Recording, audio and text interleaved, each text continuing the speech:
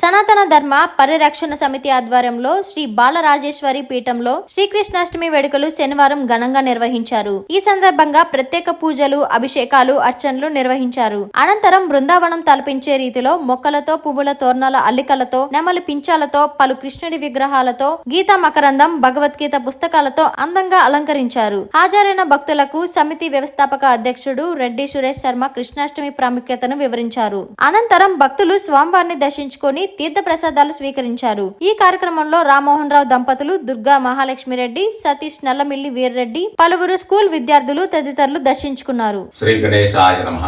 శ్రీకృష్ణ పరబ్రహ్మణే నమో నమః. శ్రవణ మాసంలో బహుళ అష్టమి కృష్ణాష్టమిగా జరుపుకుంటాం. అనేక ప్రాంతాల వారు, భారతీయులందరూ కూడా శ్రీకృష్ణుడు అందించిన వేద వాంగ్మయన భగవద్గీతే ఈ కలియుగంలో మానవుడికి తరుణోపాయం. మానవుడు మానసికమైన ఎన్నో ఇది మానవుడికి మనోధైర్యాన్ని, ఆత్మ వికాసాన్ని కలిగించేది భగవద్గీత.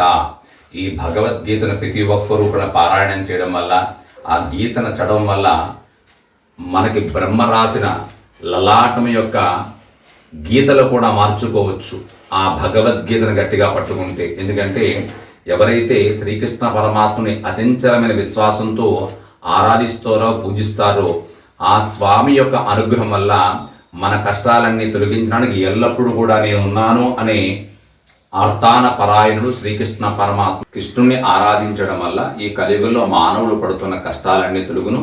సుఖ సంతోషాలతో, ఆయు ఆరోగ్యాలతో సకల భోగభాగ్యాలను ప్రసాదించే కలియుగ ప్రత్యక్ష దైవం శ్రీకృష్ణ పరమాత్మ.